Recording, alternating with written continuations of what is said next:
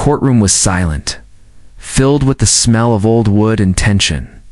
Reporters whispered to each other, waiting for the case that had already become city gossip. Everyone wanted to see the spoiled daughter of the Langford family, the girl who thought money could buy the world. The door opened, and Chloe Langford entered, her heels clicking against the marble floor. Her designer bag hung from her arm, and she wore a bored expression, as if this courtroom was just another shopping mall. She sat down beside her lawyer and crossed her legs lazily. "Ugh. This place smells old," she whispered, loud enough for people to hear. Her lawyer gave her a nervous look, but she just smiled. Moments later, the judge walked in. "All rise for the Honorable Judge Marcus Brown." Everyone stood. Chloe looked up and frowned. The judge was a tall black man, dressed in a simple black robe, his face calm but strong. There was something powerful about his quiet presence. But Chloe didn't see it that way. As she sat down, she leaned closer to her friend and whispered, "That's the judge. He looks like he belongs on the street, not behind a desk." Her words echoed in the still room. People turned their heads. Even the court clerk froze. The only one who didn't react was Judge Marcus. He looked straight at her, not angry, not smiling, just calm. He picked up the file in front of him. "Miss Langford, you are charged with reckless driving, property damage, and causing injury to a local street vendor. How do you plead?" "Not guilty," Chloe said quickly, rolling her eyes. "It wasn't even that bad. He jumped in front of my car." The judge's tone remained steady. "A man was hurt, Miss Langford." "He is still in the hospital," Chloe shrugged. "He's fine. My father already sent money to take care of it." A quiet gasp spread through the courtroom. Judge Marcus leaned back in his chair, studying her face. "You believe money can fix everything?" he asked. Chloe smiled proudly. "Of course. Isn't that how the world works?" Judge Marcus folded his hands slowly. "I see." The lawyer tried to interrupt. "Your Honor, my client is willing to make a generous settlement," but the judge raised his hand. "This is not about money, Mr. Collins. This is about accountability." He turned his eyes back to Chloe. "Miss Langford, do you understand what responsibility means?" Chloe laughed softly. "Responsibility? I have people for that." The courtroom filled with murmurs again. Reporters began writing quickly. Cameras clicked. Judge Marcus remained calm, but his eyes carried something deeper, something no one in that room could yet understand. He said quietly, "You remind me of someone I once knew, someone who thought power made them untouchable. But the truth always finds its way to the proud." Chloe smirked. "Are you giving me a lecture or a verdict?" The judge didn't answer immediately. He looked down at the file, then back up at her. "No, Miss Langford. I'm giving you a chance to see the world beyond your money." Chloe tilted her head, confused. "What does that even mean?" Judge Marcus closed the file gently and said, "You'll understand soon enough." The tension in the room grew thicker. Even the security guards stood still, waiting to hear what he would do next. But the judge only said, "This hearing will continue tomorrow. Court is adjourned." The sound of his gavel echoed through the room like thunder. Chloe stood up, irritated. "That was a waste of time," she muttered. "I'll have my father fix this by morning." As she walked out, the judge watched her leave. His expression didn't change, but his eyes revealed something hidden, a quiet storm of memory and justice. When the door closed behind her, he whispered to himself, "You're about to learn what real wealth means." The audience could feel it too. Something big was coming. Something that would not only change Chloe's life, but also shock everyone who ever believed. Money could rule justice. The next morning, the courtroom was full again. Everyone wanted to see what would happen between the rich girl and the calm black judge who had shocked the city with his silence. Reporters waited with cameras. Even ordinary people filled the seats just to watch. Chloe walked in wearing a bright pink suit and expensive jewelry. She smiled at the cameras, waving as if she was walking on a red carpet. "Let's finish this fast," she told her lawyer. "I have a flight to Paris." Judge Marcus entered quietly, holding a thick folder. The room stood up again. His face was unreadable, calm but serious. He looked at Chloe for a long moment before saying, "Miss Langford, are you ready to continue?" "Of course," she replied with a smirk. "Let's get this over with." The judge opened the file. "Before we begin, I would like to call a special witness." The door opened slowly. A man walked in, moving with difficulty, his leg in a cast. His face was covered in healing bruises.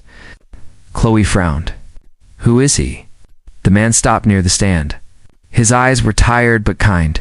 "This," said the judge, "is Mr. Thomas Gray, the street vendor you hit with your car." Chloe crossed her arms. "Oh, please, he shouldn't even be walking in here. My lawyer already paid him enough money." Gossips filled the courtroom again. Mr. Gray lowered his head sadly. But the judge's deep voice broke the silence. "Mr. Gray doesn't want your money, Miss Langford. He wants something far more valuable. Respect." Chloe laughed. "Respect from me? I didn't even do it on purpose." Judge Marcus leaned forward. "Do you know who this man is to me, Miss Langford?" She looked confused. "How would I know?" The judge paused, his voice calm but heavy. "When I was a young law student, I was homeless. My mother had died, and I had nothing. I used to sleep in the streets near the university. Every morning, this man Thomas Gray gave me breakfast for free. He never asked for money. He told me one day, 'You will stand in a place of honor. Don't forget the hungry people behind you.'" The courtroom went silent. Every person stared at the judge. Even Chloe stopped smiling. "He gave me strength when I had none," Judge Marcus continued.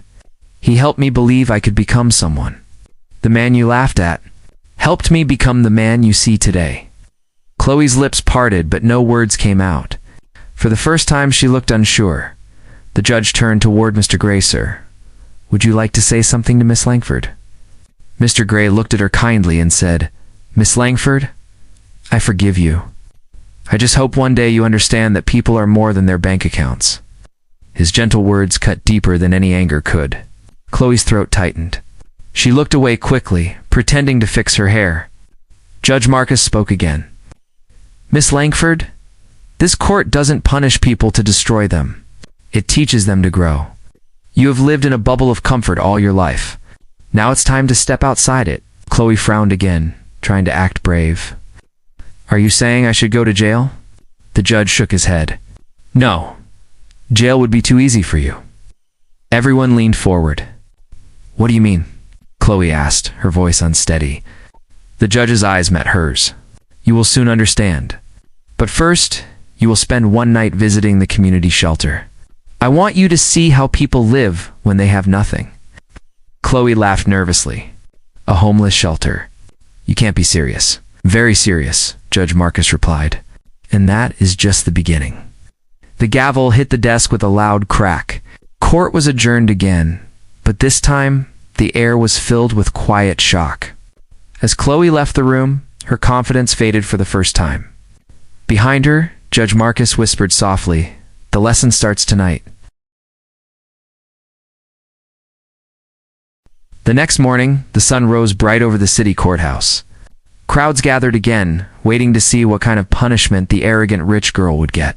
Cameras flashed as Chloe Langford stepped out of her black luxury car, holding a cup of coffee and wearing dark sunglasses. She looked like she was going to a fashion show, not a courtroom. Inside, the air was heavy with curiosity. Everyone wanted to know what Judge Marcus Brown had planned. Yesterday's story had already spread across social media. People were calling him the judge who teaches lessons. When Chloe entered, she noticed everyone staring at her. Some smiled mockingly, others whispered. For the first time, she felt a tiny crack in her pride. Still, she sat tall, pretending nothing could touch her. Judge Marcus entered quietly. The crowd stood. His calm, steady walk commanded respect. He sat down and looked at Chloe. "Miss Langford," he began, "I hope you had time to think about yesterday." Chloe rolled her eyes. "Yes, Your Honor. I thought about how unfair this is. I said I was sorry. Can we finish this?" The judge smiled faintly, not in amusement but in patience. "I see. Then I'll make it clear. This is not about your words, Miss Langford. It's about your heart." He opened a paper and began to read slowly.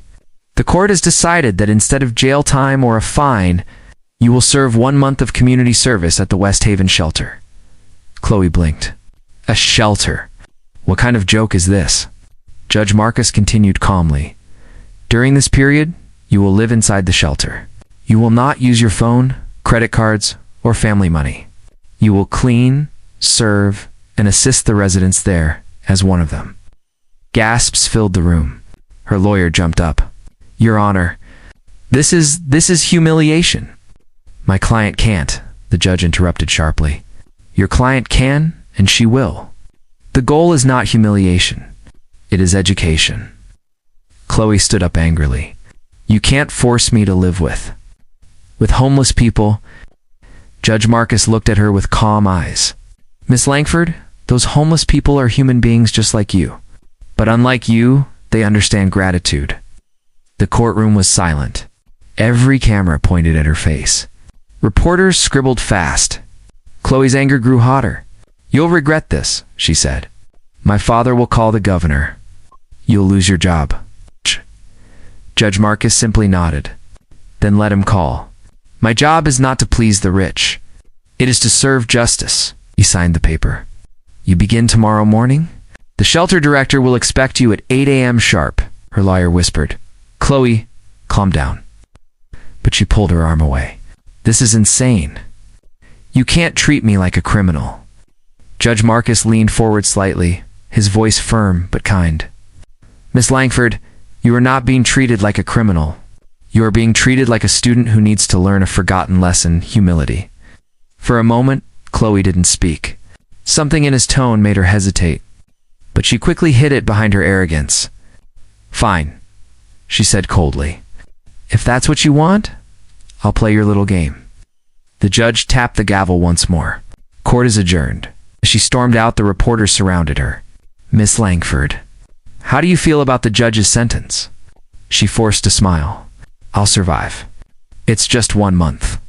Let's see how this lesson turns out. Inside the courtroom, Judge Marcus watched her leave. Mr. Thomas Gray, sitting in the back, turned to the judge and asked softly, Do you think she'll really change? The judge's calm eyes followed Chloe's reflection through the glass doors. She will, he said quietly, because the walls she built around her heart are about to crumble. Life has a way of teaching where words cannot. That evening, as Chloe sat alone in her mansion, her mind replayed the judge's words. You will live as one of them. For the first time in her life, she didn't feel proud. She felt uneasy. The morning sun rose over the old brick building of the West Haven shelter. The sound of traffic, mixed with the faint cries of hungry children. Inside, the smell of boiled soup and disinfectant filled the air. This was no luxury hotel. It was a place where survival was a daily struggle. A black car stopped in front of the shelter. Out stepped Chloe Langford, dressed in designer jeans, sunglasses, and a white fur jacket. People passing by stared at her in surprise. She looked out of place, like a princess walking into a battlefield at the entrance. An older woman named Mrs. Parker, the shelter manager, greeted her with a clipboard. You must be Miss Langford, she said in a calm but firm voice. Chloe nodded. Yes, I'm supposed to stay here. Some kind of community service thing. Let's just get this over with. Mrs. Parker smiled slightly. This is not a hotel, dear. You will work, eat, and sleep here like everyone else. Follow the rules, and you'll be fine, Chloe sighed. Do you at least have private rooms? Mrs. Parker shook her head. You'll share a room with 3 other women. Inside, Chloe's eyes widened. The walls were cracked, the floors creaked, and the air was cold. A thin mattress waited for her in the corner, with a small blanket folded on top. She whispered to herself, this can't be real. Her roommates stared curiously, a tired mother holding a baby, an old woman knitting silently, and a young girl with short hair listening to music on cheap earphones. The young girl said softly, first time here. Chloe nodded without smiling. In the last time. That day, her first task began, serving breakfast to the residents. She stood behind the counter, holding a large spoon, wearing an apron for the first time in her life. People came forward holding trays. Some thanked her. Others ignored her. Chloe grimaced as the smell of soup reached her nose. "This is disgusting," she muttered. Mrs. Parker, standing nearby, said quietly, "Food tastes different when you're not the one paying for it." Hours passed slowly. Chloe's hands grew tired, her back ached, and her manicure began to chip. When the last plate was served, she sat on a bench, exhausted. "This is torture," she said under her breath. Later, she was asked to clean the hallway floors. With a mop in her hand, she stared at her reflection in the dirty water.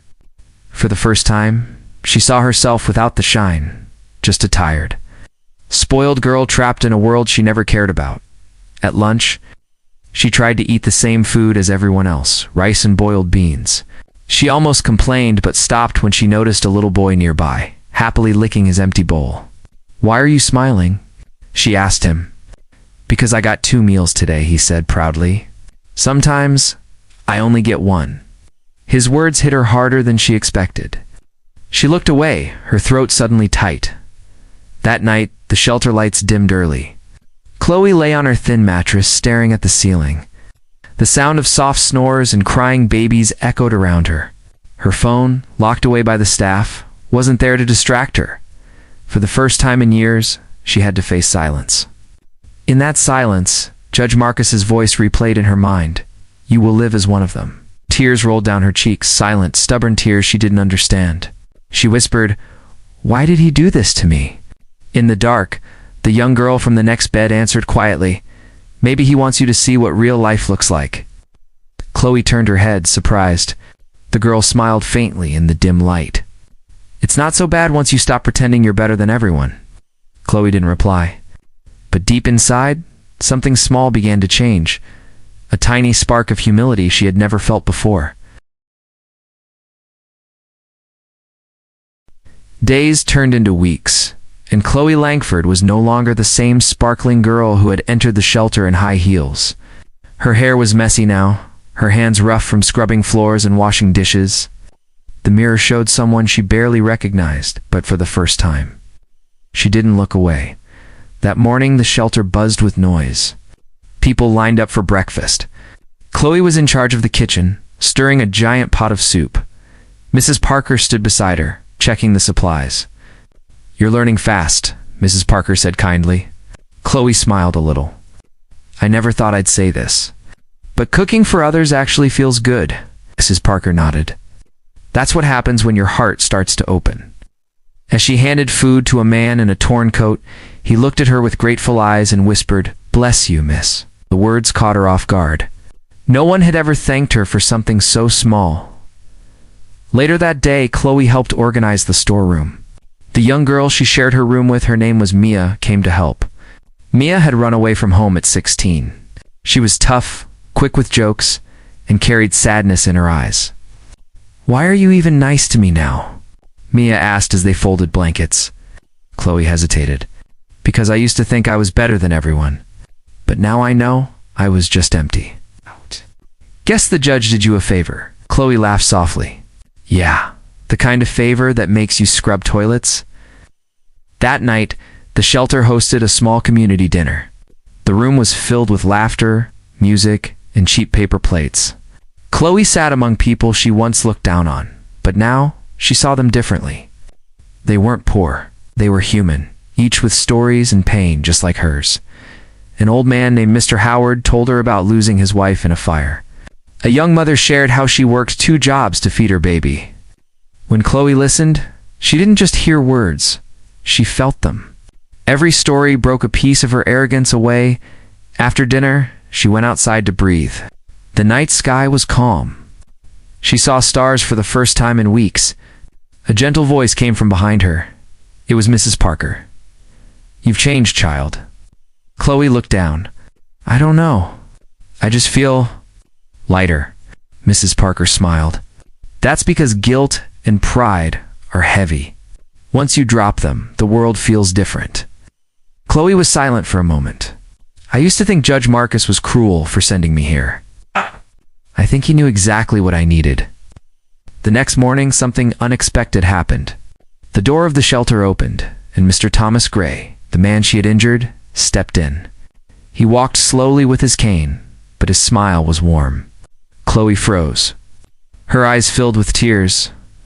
She stood up and walked toward him. "Mr. Gray, I'm so sorry," she whispered. "I didn't understand before. I was selfish and blind." He placed a hand on her shoulder. "Child, forgiveness is not about the past. It's about freeing your heart for the future." Chloe broke down. For the first time, her tears weren't from anger, they were from relief. Everyone in the room watched quietly, touched by the scene that night. Chloe stayed up writing in a small notebook the shelter had given her. She wrote, "I came here thinking this was punishment, but it was a gift. For the first time in my life, I feel human." As she closed the notebook, she smiled through her tears. The next morning, she woke up before sunrise and helped serve breakfast without being told. She laughed with the children, cleaned the tables, and even sang along to an old radio tune. For the first time, Chloe didn't feel like she was pretending to be good. She was good, and it showed. A full month had passed since Chloe Langford first walked into the West Haven shelter with pride and perfume. Now she stood in front of a mirror wearing simple clothes, her hands rough, her heart soft. Her designer bags and glittering life felt like a dream that belonged to someone else. That morning, Mrs. Parker walked in smiling. "Your service ends today, dear. The court papers have arrived. You're free to go." For a moment, Chloe didn't know what to say. "Free," she whispered. "I was already free. I just didn't know it." She hugged Mrs. Parker tightly. "Thank you for everything. You taught me more than I ever learned in school." Mrs. Parker smiled. "No, child. You taught yourself. That's the beauty of growth." As Chloe stepped out of the shelter, the city felt different, not colder or harsher, but real. The noise, the faces, even the sky seemed alive. For the first time, she noticed the street vendors, the children laughing on sidewalks, the tired workers heading to jobs. She saw humanity everywhere. Later that afternoon, Chloe stood once again in the courtroom. The same walls, same lights, but this time, her heart was calm. Judge Marcus Brown entered, his expression as unreadable as ever. "Miss Langford," said, "you've completed your sentence. Do you have anything to say before I close this case?" Chloe took a deep breath. Her voice was steady but emotional. "Yes, Your Honor. I came here angry, thinking this was all unfair. I believed money could solve everything, but living at that shelter changed me. I saw people with nothing, yet they shared what little they had. I saw kindness in places I never looked before. I learned that respect isn't given by wealth, it's earned by heart." The courtroom was silent. Reporters leaned forward, scribbling notes. Chloe continued, "You didn't punish me, Your Honor. You rescued me from myself. For that, I'll always be thankful." Judge Marcus nodded slowly, a faint smile touching his lips. "You've learned well, Miss Langford.